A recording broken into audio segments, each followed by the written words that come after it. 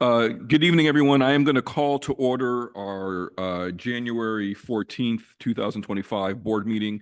I do want to make note that we put out an announcement that this meeting will begin at 6 p.m.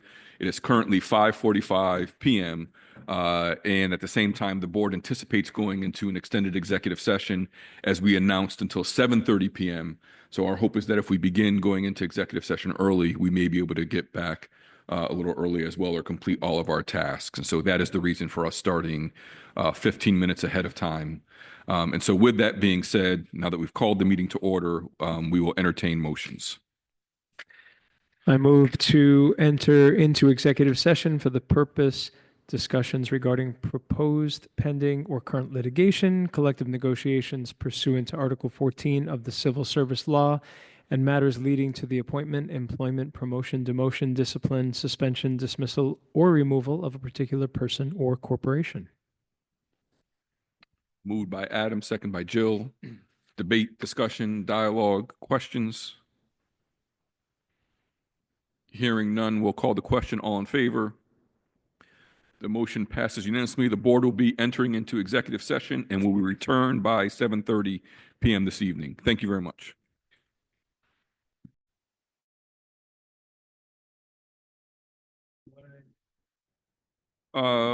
Thank you, everybody. We are just returning from executive session. We appreciate everyone's patience as we had a long executive session. And this is the first time that we have met, as my grandbaby keeps reminding me, this year, right? So the last time we met was 2024. And so there was a lot for us to discuss and get through. So again, thank you for your grace and your patience. We will return with our meeting. Are there any modifications to the agenda?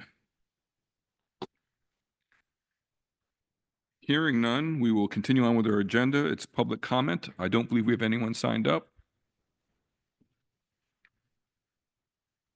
Again, which I know I say all the time, but I assume then there's no board responses. Which brings us to our favorite part of the meeting, every meeting, which is student reps. And I see students are discussing who's going first. Sure, I thought we went last. That's fine. Hello. Okay. All right. Oh, I'll start. Actually, yeah, okay, I'll start. Hello, everyone. Nice to see everyone back. So, on January 24th, the second quarter will end. Will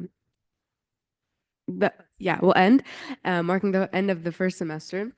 ICSD, as you all know, will be closed Monday for Martin Luther King Jr. Day, which means that Regents Week will start next Tuesday and go on until the end of the week. The National Honor Society will finally have its induction ceremony at Culp Auditorium on January 21st, but that's if it doesn't get postponed again. And for the last thing, today after school, our varsity swim boys won their meet against Union Endicott. Okay. We have unfortunately been encountering some issues with the reusable plates and utensils. So main issue is that they've been getting thrown out with the trash or being like broken by the students. So we've been running out of these reusable utensils and plates. And as a temporary fix, we've been using paper plates for lunch trays as more are being bought to replace the old ones that have gone. And there was also a staff appreciation night on January 8th, where the IHS boys basketball team honored our incredible transportation department, site staff, and athletic staff before the home game against Elmira. Hi, everybody. As Georgina said, Happy New Year. So a couple things going on. The IHS Student Council is currently continuing to pursue their menstrual product distribution to IHS bathrooms. This has been a thing that's been going on for about the past 2 years now 2.5. And they're happy to revamp the program since many of the initial boxes that were being used to carry the materials were destroyed or lost in the past couple school years. However, that does lead up to a point of great contention amongst high school administrators, teachers, and students in that the sentry duty of teachers positioned outside restrooms to monitor student activity has continued.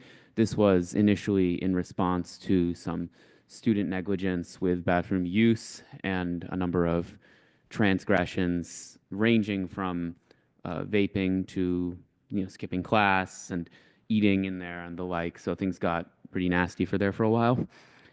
And although the policy does seem to have improved those aspects of student life. Some students are still a bit annoyed, especially when they're not the ones doing any of these behaviors that they have to kind of be monitored by an adult. And some teachers have expressed frustration at having a planning period be docked a little bit from their schedule or not get as much time. However, after talking with Ms. Hardesty, it seems unlikely that the policy will be repealed for the rest of the year, and in all fairness, it has worked. So looking forward to hopefully workshopping ideas that might better meet the needs of all parties while at the same time accomplishing the ultimate goal of reducing student, I don't know what the word is, but maybe illicit behavior. So another thing was the Collaborative Solutions Committee, which is a sub-arm of the Student Council, which was developed this year and which I'm also a part of, is currently involved in trying to build an informational video and or brochure, which can be sent out to families of rising ninth graders, kind of detailing for them how they can approach high school scheduling. It's not that the counselors don't provide these services, they do, and they're absolutely valuable, but it just would be nice to have something to refer to consistently rather than having to go to meetings over and over again. I know that when I was a rising ninth grader, to understand the system, considering I'm the oldest child, I kind of had to read through the whole course catalog, and that wastes a lot of time. So we're hoping to distill that knowledge for people so that they're able to better plot their high school trajectories from an earlier starting point rather than figuring out 3 years through that, oh, they can't take the classes they wanted because they don't have the credits and all that. Yeah. So thanks everybody for being here, and I appreciate seeing you all again.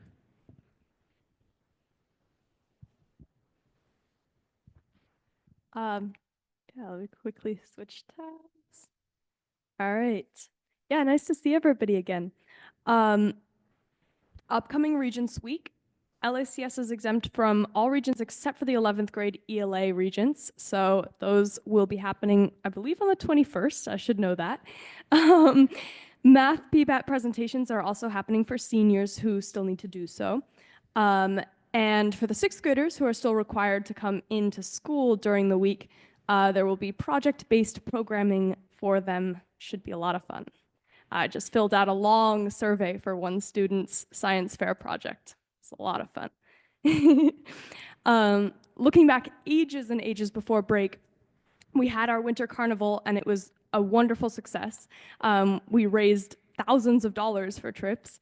And I had a smile on my face the whole time. It was all of us eating horrible junk food together and admiring the creativity of everybody in fundraising efforts and artistic. It was really, really wonderful. And I think it may be one of the best fundraising events that we do. Builds community and connection as well. Yeah. Yes. As I just shared, it is the end of our cycle, not quarter, same thing though. And we have mid-year conferences taking place, which are student-led 6th through 12th grade. And these are facilitated and encouraged by our family group leaders, who are really our just home base and support system to make sure that we're on track, feeling successful in our classrooms, in our portfolio completion, all of those good things. And for me as a senior, all the senior requirements that I have to make sure that I get done. And we also had our solstice lunch again before break last year, which was a bittersweet one for me just because it's my last. It's been something that's happened every year since I've been at LACS, and it's just a really sweet time, a lot of chaos, but it's a wonderful time. I think this year we did better at all pitching in on the setup and the cleanup, which has been an issue in past years. But it was just a really sweet time, sharing of laughs and recipes that are special to us. We start off in family groups, but it ends up just being one mush. We have a share table. It's just a great time and a really sweet way to lead into winter break.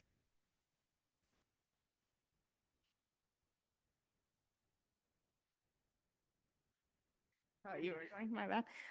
And just last thing that we wanted to touch on was a couple facilities things. We have been having some issues with heating, which has been addressed for the most part. except for one of our classrooms, U6, which I have fourth period in is still quite cold. So we're just hoping to figure that out. Also, Heather Williams showed up with a retired arborist gardener to look at our living wall in our front lobby, which was really wonderful and just one step closer to finding a contractor to train our Green Thumb committee to take care of this wall and have it looking a little greener. And to that end, we got fertilizer for the wall ordered this past week. So that project is well on its way. Great. Thank you, student reps. Board responses. Oh, I guess it was just, it's really great to hear about the fundraiser. I'm glad that the carnival was successful. I really like the idea of the student video for the rising ninth graders. I'd like to see it when it's done. Be very interested. So thanks for sharing those good things. I mean, if the board's interested, I can also bring it in when we're done with it and put it up on the screen. It shouldn't be very long. So Thank you, but I don't want to be in it. I appreciate it. No, I'm just messing with that. Please do invite us, absolutely. Other board responses.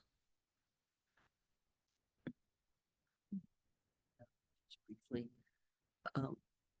You may not know this, but as far as U6 and the heating, do you know if a request for assistance has been sent in, or ticket system or whatever we call it?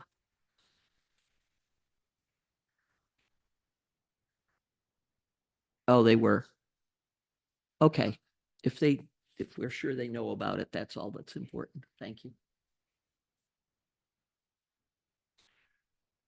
And I'll just add my thanks again all around. Always appreciate the updates. If no other board responses, we'll continue on with the agenda. That brings us to the consent agenda, and we will entertain motions. Okay, I move to approve all consent agenda items listed in the consent agenda, consideration of accounts, personnel reports, students, and minutes of previous meetings as presented. Before we discuss, the consent agenda is long. They usually are.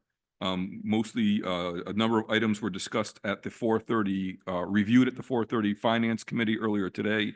Just as a reference for folks, you can also see the Finance Committee from today to get additional information as well. But please do take a look. Any discussion, debate, questions? Yes, Karen. Well, just a correction. I can't pull it up at the moment, but the minutes from last month, just the spelling of Beech Tree Senior Center. Just a correction with that. Thank you for the correction. Additional comments, questions, debates? Since I was not here for the majority of last meeting, I will not be voting on the minutes. If that could be reflected in this minutes that I've abstained from the minutes. With that being said, we'll call the question. All in favor of the consent agenda as presented? That is unanimous with my abstention from the minute vote. Thank you very much. We will continue on with our agenda, and that brings us to our superintendent's report. Dr. Brown. Sure. Thank you for the opportunity, Professor Bradwell. Just one item, and an important one. It's so nice to live in this wonderful community, and giving me opportunities to highlight some great partnerships. Just to announce to folks who don't know about it, and to remind folks who have heard, on Saturday at Beverly J. Martin Elementary School, we will have the Martin Luther King Jr. GIAC breakfast. So if you have not been to that event, it is probably one of the best events that our community offers. And folks like to see us there as well. So it begins at 9 a.m. on Saturday morning. It goes from 9 a.m. to 2. The keynote speaker this year is Lieutenant Governor Delgado, if I'm not mistaken. Correct. Professor Bradwell has been a speaker at that event. I think I went up here. I've been there. I've been a speaker twice, by the way, just so you know. No one's counting. No one's counting. But anyway, it's a wonderful event. There's always a great speaker, and you will see many of our young people and families there. And I want to use my time to highlight that my team and I, we plan to be there as well too. Thank y'all. Great, thank you. Yeah. I will echo that. I know Karen has also been involved with that event over the years, but I would recommend, it is a great event, a great celebration of young people. Yeah. So please do attend if you can. That will bring us on to school district business. Agenda item 11.1. substitute RN compensation resolution. We do have Carrie Burke here in the audience if folks have questions. There was also a memo that was sent around to board members explaining the resolution. And so how about we move it first and then see what dialogue and discussion debate happens.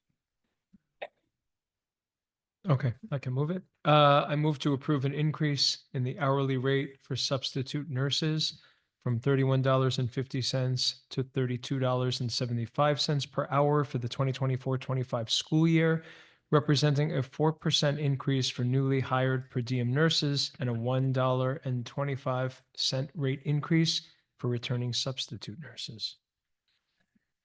Moved by Adam, seconded by Jill. Questions, conversations, debates, discussion, board members. Yeah. No problem. Carrie, my question, I'm sorry, this was probably in the information we received, but I don't remember. So does this mean that all substitute nurses will be getting the same rate? Okay. No, No. not exactly. That's a good question. So, the vast majority of there's just a handful of substitute nurses, board approved, their total of 6. The majority of them are retired nurses. So nurses who have previously worked in their district, retire from the district, actually work at the rate at which they retired at. And then we have a couple of nurses who have not been previously, full-time staff of the district, and those nurses would also get a rate increase. Additional questions and conversation? No. Thank you for providing us with the additional information as well. Very helpful. If hearing no other questions or comments, we'll call the question. All in favor? The motion passes unanimously. Thank you very much. Thank you. Appreciate it. Thank you again, Carrie. That will bring us to agenda item 11.2, which is a finance committee update. We are in the middle of budget season. We are not in the beginning. We want to remind folks we're in the middle. We started in September, and I know we had facilities finance committee meeting, and Dr. Blaylock, if you have a quick summary of what was discussed today and what's coming up would be helpful for our community. So at the finance meeting, an hour and a half, a couple hours ago, we laid out some strategies for looking at costs. We can kind of carry on as we have been, status quo. We can look to the public to approve budgets that grow faster than the tax cap level, or we can look for savings. So we had a discussion about those options, particularly the last one. Thank you. And the next finance committee meeting may be important for folks as well. Yeah. Oh, yeah. So the next finance committee is February 11th at 4:30. It's an important meeting. We have Jay Franklin, who's the head of the Tompkins County Assessment Office, and he'll be coming to talk to us about the assessment process and preview what some of the assessment results will look like. And that will have a big impact on the budget and the tax levy pretty soon. Thank you, Garrett. Appreciate it. Yes, Aaron. So I was planning on coming and then life got in the way. So for myself and for others who might be listening and cannot watch the YouTube, what savings are we exploring that were mentioned in the meeting that we might want to highlight here in this meeting? Okay, so we are going to commission 2 studies, one on enrollment and one on the value of district real estate. What we're looking at is the possibility of operational efficiencies to kind of update our physical plant to reflect the change in enrollment. We think the enrollment will be in the future. That could play out in a number of instances, but we kind of dialed in and looked at, as an example, elementary school enrollment, where we had a discussion with Zach Lind that from a student quality perspective and from a cost perspective, schools around 450 to 500 are optimal, and we have a lot of schools that are quite a bit below that. And so the question is, could schools be, could enrollments be shifted around in such a way that we could lower costs and increase quality? And is it feasible if that's something we're looking at as a board? And I know it's just an idea, but how quickly could we see these shifts happening? Would it be for the 25-26 school year? Or would this be something to implement? When would we look to implement something like this if we find the cost savings to be worth the changes? Well, what we're trying to do now is just get the data. And, we know that 450, 500 is the sort of optimal number. We're not there. And so the question is, how could we get there? So I think, where's Zach? I mean, I think we're having the RFP is calling for the studies to come back around the end of the summer. Is that right? So I think we'd be looking at next fall as the time when we would have data in hand to start doing an analysis and making decisions. So at this point, we're simply engaged in a data collection exercise. Perfect. So for any clarity, and this is good clarity for myself, all the assessments we're doing now and the cost savings we're doing now would not impact the budget season currently that we're in. No, I don't think we can responsibly make decisions without the data, without the reports. The reports are not going to come in before the budget hearings for 2025, 2026. So we'd be looking at the following year. But I think the recognition is that we need to assure ourselves and assure the public that we're forward thinking and trying to find some longer term solutions than the solutions we might be looking at for the budget in the next coming months for the 2025, 2026 budget. Thank you. And I would dare say we continue to look at cost savings and efficiencies. So it's not that that work won't continue. It's being informed by these two particular studies that would not come until the end of the summer. Is that fair? That's correct. These are, I mean, we don't know what the numbers are going to show, but these are potentially larger adjustments than the normal sort of efficiency adjustments we make. These are a little bit more large scale potential restructurings. Right. Like these are potential huge changes at a district level as opposed to the stuff that we're regularly doing in our meetings. So there's like, we're exploring big changes that will not impact this budget, but are big conversations that we're having. And will be big conversations that will be had, right? So we're gathering data Right. to engage in dialogue to go that route. Nothing will be decided. We'll be doing other things. We have no choice but to do other things for this budget, including a conversation on the 28th of January about the Revenue Exploration Committee. As Dr. Blalock has said about efficiencies in other areas, there are still things the board has to do, and to continue to talk with our community and our voters about what is the appetite for what we do moving forward. What does that look like? And that will also be informed by Jay Franklin's presentations around assessments and the tax levy as well. Yes. Thanks. Any other questions moving forward? Fantastic. The only thing I would say is I believe the last demographic study that the district engaged in was 2012, I want to say was the last time. So they do recommend, most folks recommend as sort of standard practice doing one every 10 years.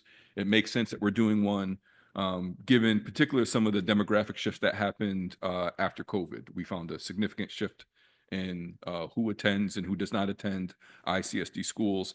And I'll say it every opportunity I can just because I have the microphone. When people look at the enrollment data via New York State enrollment, the New York State report card, or whatever it may be, please remind yourself that is not all the students that the Ithaca City School District is financially responsible for. Those are all the students that attend Ithaca City School District. There's an additional 600 plus students that in some form or fashion receive economic support, be it sometimes homeschooled, attending one of our private schools, attending a charter school. And so I feel compelled to remind folks repeatedly that our enrollment is usually larger than what gets reported on state records, just as an FYI. Fantastic. It brings us to our next conversation, which is an OACM update. I'm going to ask Dr. Tripp to speak, and I know Karen Yearwood was also at the last meeting, if I'm not mistaken.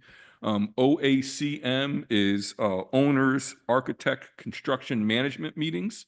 These are the groups which includes the owners or ICSD, the architects for this project is Tetra Tech, the construction company is Campus Construction, and we bring all those folks together every other week, if I'm not mistaken, once a month, to have short meetings, 3-4 hours, 4.5 hours, to have conversations about what we're doing with our capital projects.